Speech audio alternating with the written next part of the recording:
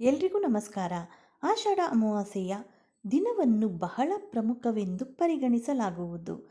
ಸ್ನೇಹಿತರೆ, ಈ ಬಾರಿಯ ಅಮಾವಾಸ್ಯೆ ಯಾವಾಗ, ಅದರ ಮಹತ್ವವೇನು, ಈ ಬಗ್ಗೆ ಸಂಪೂರ್ಣ ಮಾಹಿತಿಯನ್ನು ಈ ವಿಡಿಯೋದಲ್ಲಿ ತಿಳಿಯೋಣ. ಅದರಲ್ಲೂ ಆಷಾಢ ಮಾಸದಲ್ಲಿ ಬರುವ ಅಮಾವಾಸ್ಯೆಗೆ ಹೆಚ್ಚಿನ ಮಹತ್ವವಿದೆ ಸ್ನೇಹಿತರೆ.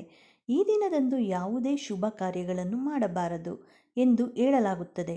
ಇದರಿಂದ ಈ ಕೆಲಸದಲ್ಲಿ ನಷ್ಟ ಎದುರಿಸಬೇಕಾಗುವುದು. ಆದರೆ ಈ ಅವಧಿಯಲ್ಲಿ ಮಾಡುವ ಕೆಲ ಧಾರ್ಮಿಕ ಚಟುವಟಿಕೆಗಳನ್ನು ಮಾಡಿದರೆ ಬಹಳ ಪ್ರಯೋಜನಕಾರಿ ಎನ್ನಲಾಗುವುದು. ಈ ದಿನವು ಪವಿತ್ರ ನದಿಗಳಲ್ಲಿ ಸ್ನಾನ ಮಾಡುವುದು, ಪೂರ್ವಜರಿಗೆ ಪ್ರಾರ್ಥನೆ ಸಲ್ಲಿಸುವುದು, ಕಾಳಸರ್ಪದೋಷ, ಶನಿ ದೋಷ, ಗೃಹ ದೋಷ ನಿವಾರಣೆಗೆ ಸಹಾಯ ಮಾಡುತ್ತದೆ. ಹಾಗಾದರೆ ಈ ಬಾರಿಯ ಆಷಾಢ ಅಮಾವಾಸ್ಯೆ ಯಾವಾಗ, ಈ ದಿನ ಪೂಜೆಯ ಮಹತ್ವವೇನು ಎಂಬುದನ್ನು ನೋಡೋಣ. ಹಾಗೂ ಈ ದಿನ ಮಾಡಬೇಕಾದ ಕೆಲಸಗಳೇನು ಎಂಬುದರ ಬಗ್ಗೆ ತಿಳಿಯೋಣ. ಆಷಾಢ ಅಮಾವಾಸ್ಯೆ 2025 ಜೂನ್ 25ರಂದು ಬರುವುದು. ಪಂಚಾಂಗದ ಪ್ರಕಾರ ಆಷಾಢ ಮಾಸದ ಕೃಷ್ಣ ಪಕ್ಷದ ಅಮಾವಾಸ್ಯೆ ತಿಥಿಯು ಜೂನ್ 24ರಂದು ಸಂಜೆ 6:59ಕ್ಕೆ ಪ್ರಾರಂಭವಾಗಿ ಜೂನ್ 25ರಂದು ಸಂಜೆ 4ಕ್ಕೆ ಕೊನೆಗೊಳ್ಳುತ್ತದೆ. ಆದ್ದರಿಂದ ಆಷಾಢ ಅಮಾವಾಸ್ಯೆಯನ್ನು ಜೂನ್ 25ರಂದು ಆಚರಿಸಲಾಗುವುದು.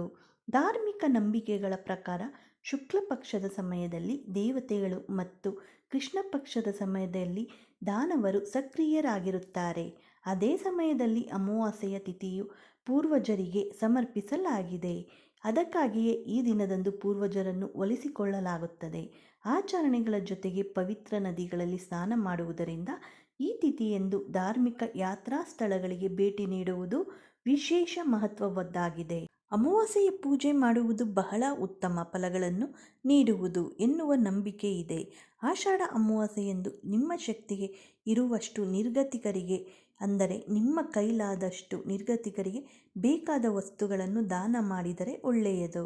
ಜ್ಯೋತಿಷ್ಯ ಶಾಸ್ತ್ರದ ಪ್ರಕಾರ ಅಮಾವಾಸ್ಯೆಯಂದು ಈ ವಸ್ತುಗಳನ್ನು ದಾನ ಮಾಡುವುದರಿಂದ ಪೂರ್ವಜರ ಆಶೀರ್ವಾದವನ್ನು ಪಡೆಯಬಹುದು. ಇದರ ಜೊತೆಗೆ ನೀವು ಗೋಧಿ ಮತ್ತು ಅಕ್ಕಿಯನ್ನು ಸಹ ದಾನ ಮಾಡಬಹುದು. ಇದನ್ನು ಮಾಡುವುದರಿಂದ ನಿಮ್ಮ ಪೂರ್ವಜರ ಜೊತೆಗೆ ಸೂರ್ಯದೇವರ ಆಶೀರ್ವಾದವನ್ನು ಪಡೆಯುತ್ತೀರಿ. ಆಷಾಢ ಅಮಾವಾಸ್ಯೆಯಂದು ಏನು ಮಾಡಬೇಕು ಎಂಬುದನ್ನು ನೋಡುವುದಾದರೆ, ಆಷಾಢ ಅಮಾವಾಸ್ಯೆಯಂದು ಅರಳಿ ವೃಕ್ಷವನ್ನು ಪೂಜಿಸುವುದು ಶುಭವೆಂದು ಪರಿಗಣಿಸಲಾಗಿದೆ. ಅರಳಿ ವೃಕ್ಷದ ಮುಂದೆ ದೀಪ ಹಚ್ಚಿ ಮಂತ್ರಗಳನ್ನು ಪಠಿಸುವುದರಿಂದ ತೊಂದರೆಗಳಿಂದ ಪರಿಹಾರ ಸಿಗುತ್ತದೆ. ಈ ಅಮಾವಾಸ್ಯೆಯಂದು ಪವಿತ್ರ ನದಿಗಳು, ಜಲಾಶಯಗಳು ಮತ್ತು ಧಾರ್ಮಿಕ ಸ್ಥಳಗಳಲ್ಲಿ ಸ್ನಾನ, ದಾನ, ಶಾಂತಿ ಕರ್ಮ ಇತ್ಯಾದಿಗಳನ್ನು ಹೆಚ್ಚು ಮಾಡುವುದರಿಂದ ಒಳ್ಳೆಯದು.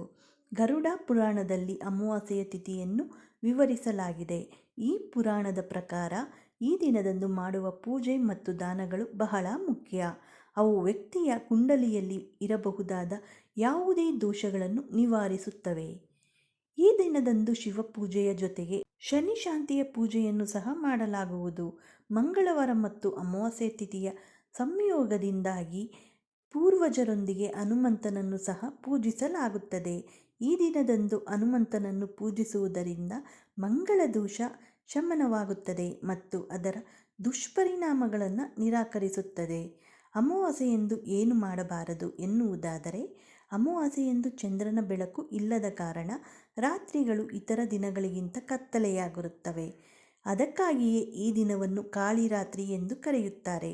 ತಂತ್ರಕ್ಕೆ ಸಂಬಂಧಿಸಿದ ಆಚರಣೆಗಳು ಈ ದಿನದಂದು ತ್ವರಿತ ಫಲಿತಾಂಶಗಳನ್ನು ನೀಡುತ್ತವೆ.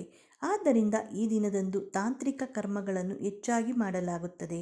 ಇದರ ಜೊತೆಗೆ ದುಷ್ಟಶಕ್ತಿಗಳು ಸಹ ಈ ದಿನದಂದು ಹೆಚ್ಚು ಸಕ್ರಿಯವಾಗಿರುತ್ತದೆ.